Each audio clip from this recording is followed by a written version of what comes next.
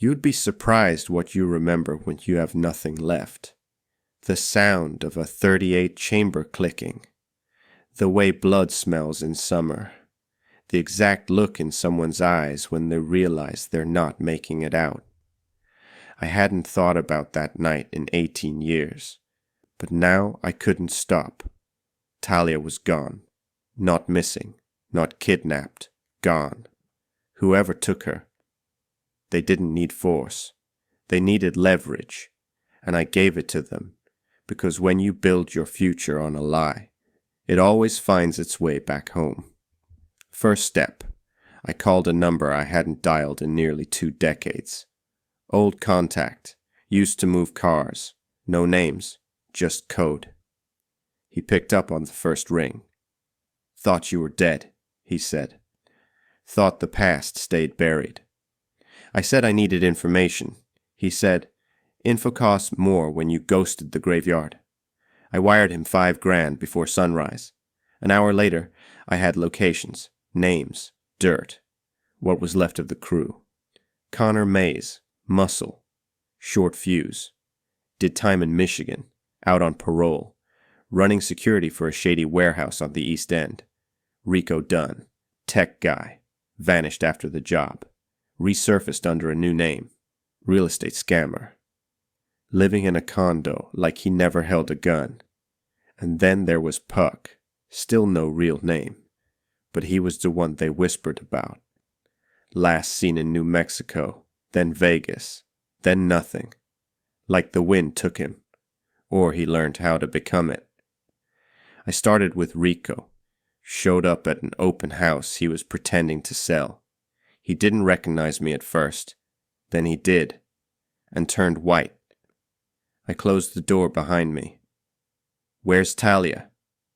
He said he didn't know, said he hadn't seen anyone from the crew in years, swore he thought I was dead too.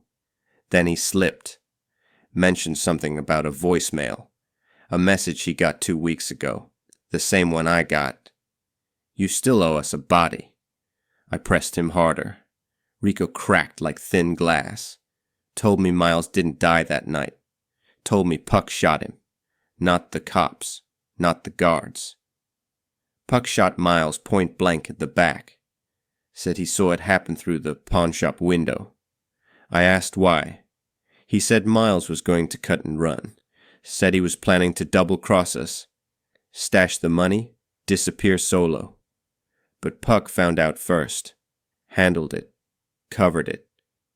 And they used me to get away. I drove to Connor next. Didn't knock. Just waited outside the warehouse until he came out to smoke.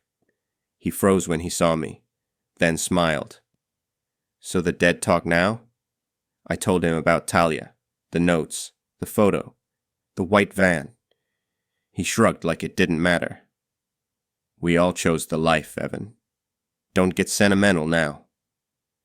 Then he said something I'll never forget. "Miles never wanted to run alone. It was you he didn't trust." I blinked. "What?" "He found your second phone, Evan. Saw you texting someone. Setting up a fallback. You weren't going to wait, were you?" I couldn't speak, because he was right. Back then, I was planning to disappear, but not with the money. I was scared. Knew it was going sideways. Wanted out before it hit the fan. I just didn't know Miles knew.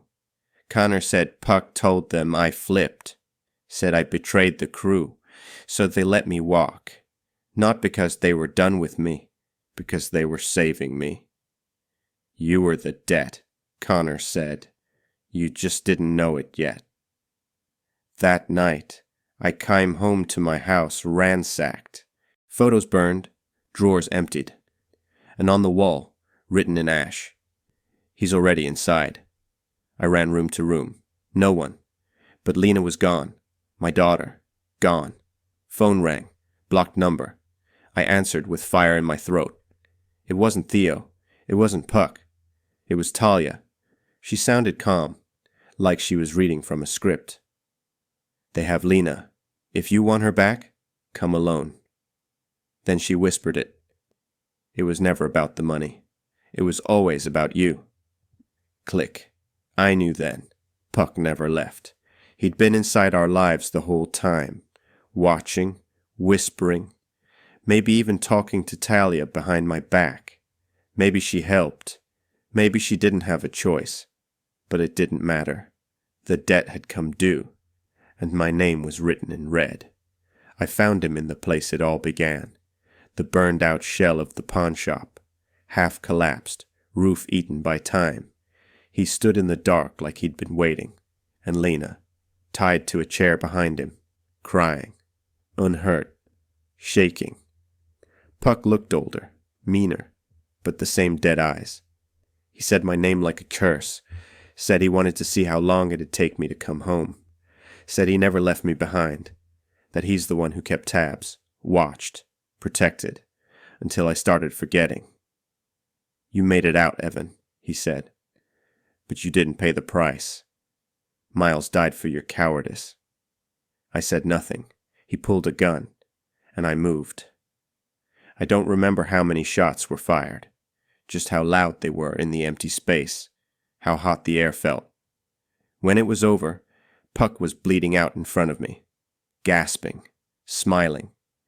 You finally came back. I held Lena tight as he died. Didn't say a word. Didn't feel relief.